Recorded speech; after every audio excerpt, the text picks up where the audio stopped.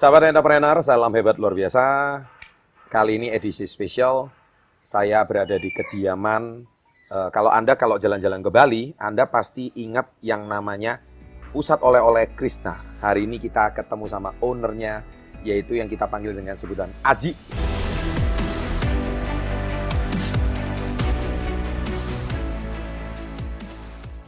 Ya, selamat datang Aji. Terima kasih. Di channel kita Success Before 30. Dan pada kesempatan kali ini kita akan mendengarkan kisah-kisah beliau. Bagaimana sih membuat Krishna yang dari dulu belum terkenal sampai sekarang menjadi tempat yang wajib dikunjungi bagi orang yang datang ke Bali. Setelah yang satu ini.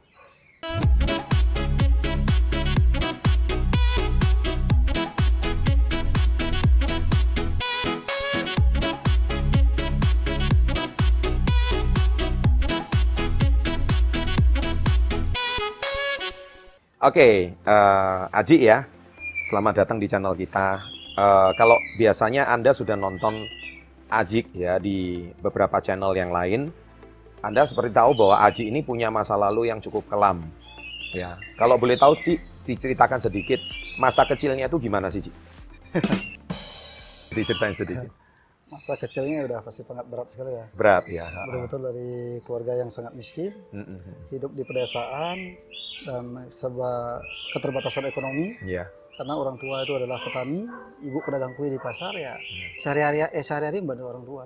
Nah, jadi memang atau seperti kayak orang Bali pada umumnya di pedesaan gitu. Kalau dilihat di kampung saya ya, saya keluarga paling miskin di kampung saya. Kok ukurannya apa kok bisa dikatakan paling miskin? Semiskin-miskinnya di kampung saya paling tidak punya tempat tinggal lah. Iya, iya. Tempat tinggal, punya tanah lah untuk tempat tinggal. Nah, sedangkan orang tua saya sendiri tanah pun nggak punya, masih pinjam. Dan bangunan rumah pun pakai bata mentah ya. Pakai bata mentah, kalau dipegang tuh goyang. Orang tua itu apa? Dulu kerjanya apa? Petani. Petani. Kalau bahasa Indonesianya di Bali itu dia orang tua nggak punya tanah, kayak nyakap ya. Nyakap. Tanah orang. Oh. Sampai kayak gitu ya. Ya. Terus berapa bersaudara, Ji? Ji kebetulan bersaudara 7 orang. 7 orang. Dari 2 ibu. 2 ibu, saudari tiri ada cowok 2, cewek 4. Aji Dan nomor berapa? saya dari ibu nomor 2, Ibu cuma sendiri. Oh, ibu nomor 2 Paling sendiri. Paling kecil. Ya. Berarti memang kondisinya waktu itu sulit banget ya. Betul sangat sulit. Nah, Buat makan aja susah. Buat makan aja susah. Ya. Jadi Anda jangan lihat kisah Krishna sukses sekarang ya, tapi di balik kisah sukses kita sudah tahu bahwa selalu ada kisah miris ya di balik kesuksesan seseorang. Nah, akhirnya gimana, Ji? Ceritanya kok sampai bisa sampai Aji meniti karir sampai sekarang itu prosesnya dilanjutkan gimana kondisinya kayak gitu? Ya, perjalanan selama saya tinggal di kampung, karena kebetulan saya tinggal di rumah nenek, di rumah kakek. Nah, di situ saya terpaksa setiap hari itu membantu kakek. Nah, kakek itu kan buat bata merah. Bata merah. Nah, otomatis sebelum dia proses buat bata merah, jadi mateng, nah pasti ada pakai kayu bakar atau apa. Kita jadi juru apa ya? Juru masak. Juru apa namanya ya? Yang memikul ya? Ya, memikul ya. Iya.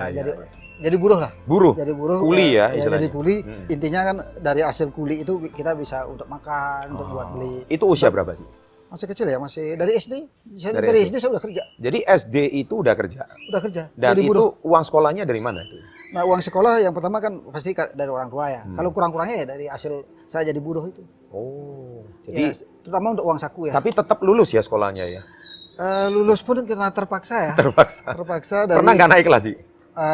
Syukurnya naik kelas terus. Naik kelas terus. Terus saya dari SD dari kelas 1 sampai kelas 4 baru bisa baca. Wih. Karena gitu. ya gimana ya, bisa baca ya. Otomatis nggak bisa baca ya, karena untuk beli buku aja susah. Iya. Karena keadaan ekonomi. Nah, kan teman-teman di sekolah itu masih enak ya, bisa dibiayain orang tua ya? Ya rata-rata masih dibiayain orang tua. Nah, waktu itu malu nggak, Ji? Waktu sama teman-teman kan Aji kan kondisinya susah tuh. Sambil jualan, sampai jadi buruh, sampai jadi kuli. Sama teman-teman diolok nggak sih waktu itu? Enggak ya? Nah, mereka ngerti ya? Hampir ekonomi di sana kan hampir rata-rata sama. Nah, cuman yang paling kita udah miskin masih ada di bawah itu lagi gitu. Di bawah garis kemiskinan. Ini itu yang beratnya. Di bawah bumi ini ya ceritanya. Oke, terus lanjutnya setelah itu, setelah tamat sampai SMA? saya sekolah SMP. SMP? Itu SMP perjalanan sekolah aja kurang lebih 2,5 kilo setiap hari ya. Setiap hari. 2,5 kilo jalan kaki? Jalan kaki setiap hari. Oke. Uang saku yang diberikan orang tua Rp100. Itu pun kadang-kadang dikasih. Sama kita sih, sama-sama 100. Kadang-kadang dikasih, kadang-kadang tidak kan. Artinya dengan uang segitu ya kita cukup-cukupin aja. Terpaksa kita jalan kaki karena uang Rp100 itu sangat berguna buat beli jajan dan es gitu. Akhirnya singkat cerita kita sekolah tamat sampai SMP. Nah di situ saya punya paman itu ingin suatu ketika kamu tamat sekolah, kamu kerja di Secuan. Secuan itu apa? Oh jadi tukang cuci piring. Cita-cita waktu itu pengen kerja di hotel. Restoran itu? Iya. Di Denpasar? Ya, cita-citanya cuma nanya kerja di hotel. Karena kalau kerja di hotel tuh dulu namanya udah gila keren. Iya. Kalau di Bali apalagi ya? Akhirnya sempat sekolah di sekolah SMIP, Sekolah Menengah Industri Pariwisata. Itu kurang lebih 6 bulan. Iya. Nah itu kurang lebih 6 bulan. Uang saku juga Rp100. Kadang-kadang dikasih, kadang-kadang enggak. Nah cuman bedanya kalau dulu SMP kan jalan 2,5 kilo itu lewat perkotaan. Nah kalau sekarang sekolah di pariwisata itu jalannya 3 kilo lewat pedesaan. Nah itu ada beberapa kuburan yang harus kita lewatin. Gitu kan artinya antara sekolah sama takutnya beda-beda. Tadi udah susah lagi ngelewatin yang sesuatu, aduh gimana ya kuburan. Itu antara hidup dan mati itu. Ya kita udah bosan. Udah bosan. Udah bosan jadi orang miskin. Karena keadaan ya. Karena keadaan. Jadi mau nggak mau ya. Mau nggak mau ya kita terpaksa paksain sekolah, tapi niat sekolah udah nggak ada karena situasinya udah seperti itu kan. Karena keadaan ekonomi. Nah disitulah orang tua, karena orang tua udah umur semakin tua, otomatis tenaga untuk kerja untuk di pertanian juga agak berat kan. Nah disitulah orang tua saya bilang bahwa bapak sudah tidak bisa biaya sekolah lagi. Oke. Itu usia berapa sih? Saya nggak ingat usia, mungkin kurang lebih 16-17 ya. 16-17 tahun. Jadi miris banget ya kisahnya ya. Nah tentunya setelah proses itu, jadi Aji itu pernah nggak sih sebagai seorang anak itu kalau lihat orang-orang kota itu kok enak banget hidupnya ya. Waktu itu kan pasti punya awang-awang kayak gitu ya, punya impian kayak gitu ya. Ya kebetulan saya dari kecil nggak tahu kota ya. Nggak tahu kota ya. Karena kadang-kadang kepingin tahu kota aja gimana, apa fasilitas apa. Atau gitu, mungkin taunya kota dari televisi atau gimana waktu itu? Nonton TV juga nggak punya. TV pun nggak punya. Ngerti ya waktu susah itu. Ya kita ngomongin gimana itu kota gimana, terus gimana itu nonton TV itu kan kalau. Tapi Aji merasa susah nggak sih saat itu? Sangat, atau nggak tahu susah itu apa? Sangat susah. Karena ngerasain makan aja susah.